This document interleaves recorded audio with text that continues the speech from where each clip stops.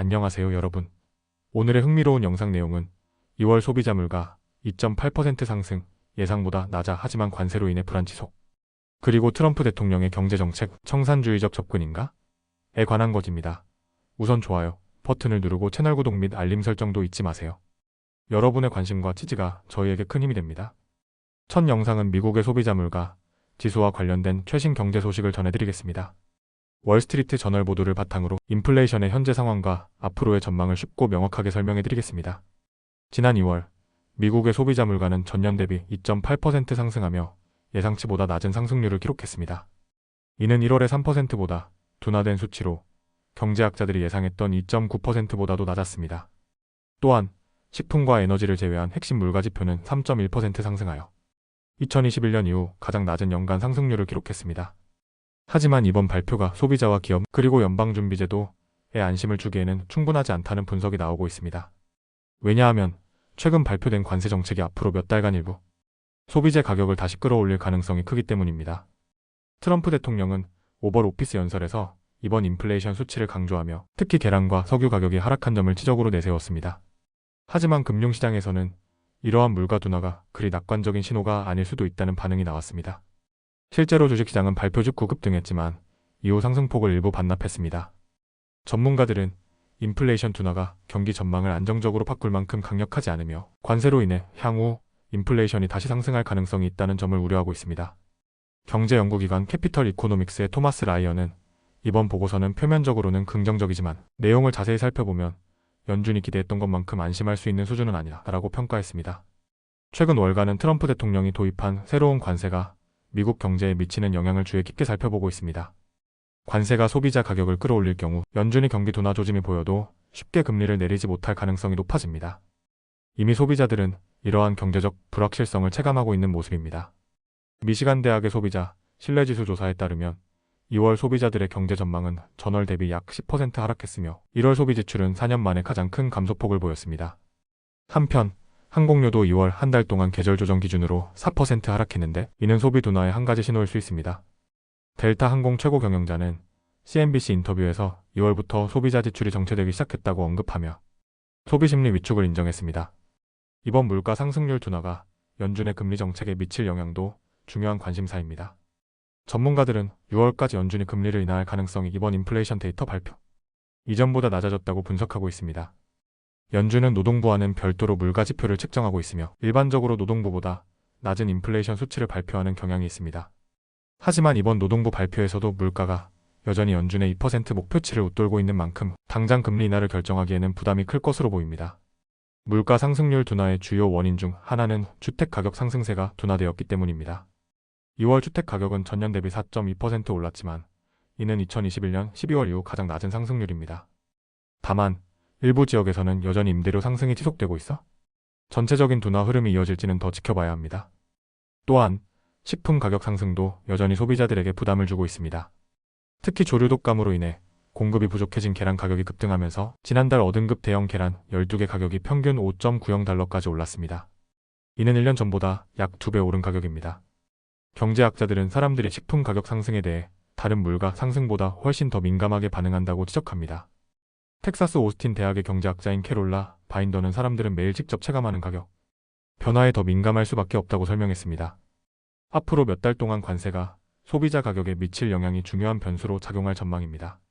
2021년과 2022년에 인플레이션이 급등할 당시 소비자들은 물가 상승의 일시적일 것이라는 연준의 설명을 믿었지만 실제로는 예상보다 훨씬 오래 지속되었습니다. 그 결과 소비자들은 최근의 물가 둔화가 일시적인 현상일 가능성이 높다고 의심하고 있습니다. 이는 향후 인플레이션 기대 심리를 다시 자극할 수 있으며 연준이 대응하는 데 더 큰 어려움을 겪을 수도 있습니다. 현재 미국 경제는 물가 둔화와 경기 침체 우려 사이에서 중요한 갈림길에 서 있습니다. 연준은 금리를 신중하게 조정해야 하며 트럼프 대통령의 관세 정책이 인플레이션에 미치는 영향을 면밀히 분석해야 하는 상황입니다. 앞으로 발표될 경제 지표들은 향후 연준의 금리 정책뿐만 아니라 소비자들의 경제 심리에 중요한 영향을 미칠 것입니다. 물가가 계속 둔화될지 아니면 다시 상승할지에 따라 미국 경제의 방향이 크게 달라질 수 있습니다. 다음 영상은 트럼프 대통령의 경제 정책이 금융시장과 투자자들에게 어떤 영향을 미치고 있는지에 대해 이야기해보겠습니다. 월스트리트 저널 보도를 바탕으로 최근 정부의 경제 운영 방식이 청산주의적이라는 평가를 받는 이유와 그 의미를 이해하기 쉽게 설명해 드리겠습니다. 트럼프 대통령이 추진하는 경제 정책이 과연 장기적으로 미국 경제에 도움이 될까요? 아니면 오히려 시장을 불안하게 만드는 요소가 될까요? 지금부터 하나씩 살펴보겠습니다. 트럼프 대통령의 첫 임기 동안 주식시장은 그의 정책이 궁극적으로 경제 성장에 긍정적일 것이라는 믿음 아래 상승세를 이어갔습니다. 특히 트럼프 대통령이 무역 긴장을 해소하려 한다는 기대가 시장을 안정시키는 요소로 작용했습니다. 하지만 이번 임기에서 그의 경제정책 기조는 완전히 달라졌습니다.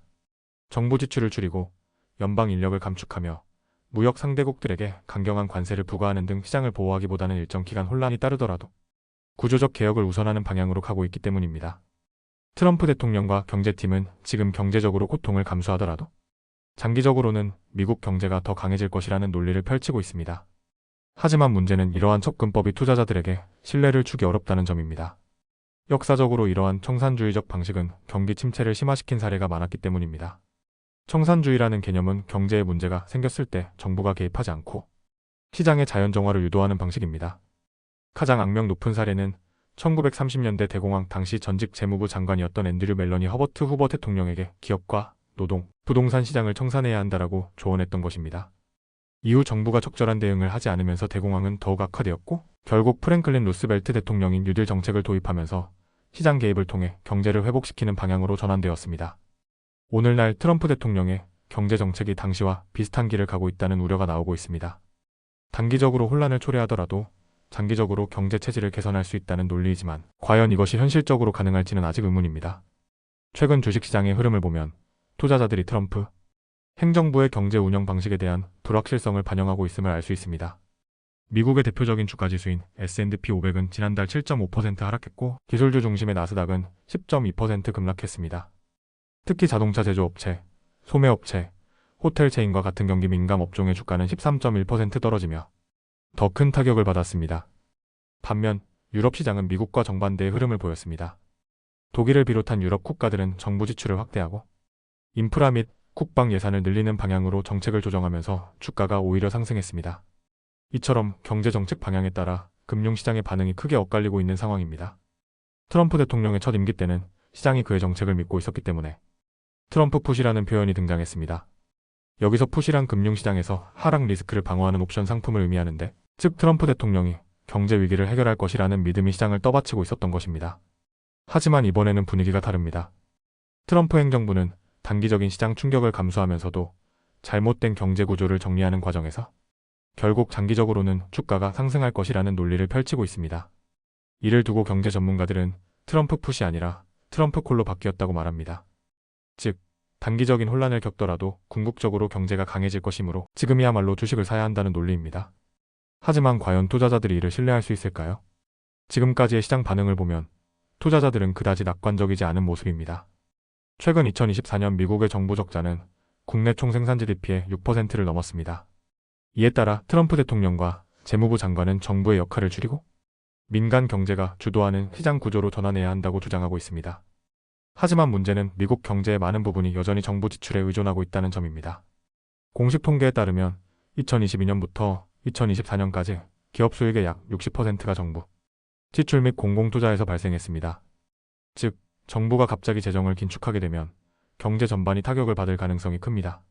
경제학자들은 역사적으로 정부 지출이 줄어들 때 기업의 이익률이 크게 하락하는 경향이 있다고 분석합니다.